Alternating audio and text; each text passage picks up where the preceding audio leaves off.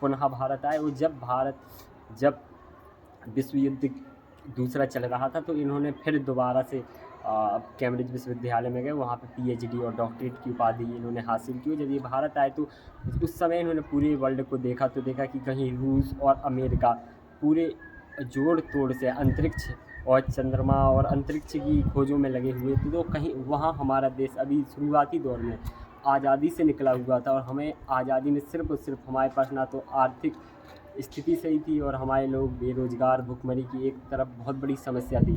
तो हमारे जो देश का जो सबसे बड़ा माइंड अगर कहा जाए, जैसे होमी जहांगीर भाभा और विक्रम साराभाई, एपीजे अब्दुल कलाम जैसे महान वैज्ञानिकों ने आपस में मिलकर यह विचार किए कि हमें अगर अपने देश की प्रगति करनी है आर्थिक रूप से, तो हमें भी पश्चिम के जैसे देशों की तरह अपने आप को भी विज्ञान के क्षेत्र में अव्वल करना पड़ेगा। तो हमारे देश के ये महान साइंटिस्ट एक बार अपने लैब में बैठ के अंतरिक्ष की ओर अपना एक प्रोजेक्ट तैयार कर रहे थे, और वहीं तभी हमारे परमाणु ऊर्जा केंद्र के जो जनक होमी जहांगीर भाभा साथ बैठे हुए थे। तो उन्होंने सोचा कि हम अपने देश के लिए कैसे अपने स्पेस में अपनी एक जगह बनाएं और हम अपने आप को कैसे पूरे विश्व में निखार सकें।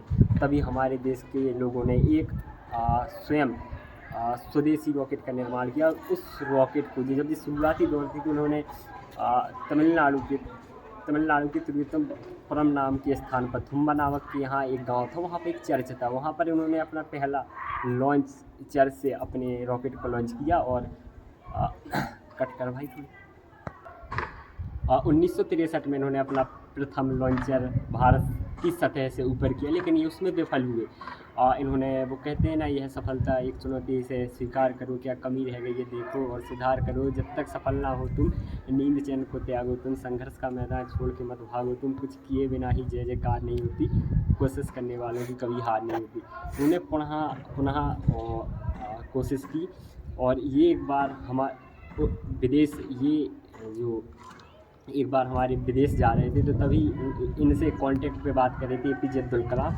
तो विक्रम साराभाई को से 1 घंटे की वार्तालाप के बाद अचानक हार्ट अटैक आता है। तो हमारे पूरे इसरो के जो संगठित उस समय पे जो वैज्ञानिक थे उनका मनोबल टूटता है। लेकिन होमी जहांगीर भाभा का ये कहना था कि हम शुरुआती दौर चाहे कैसे भी करें, चाहे बैलगाड़ी पे अपने लॉन्चर लेके जाएं या साइकिल की कैरियर पे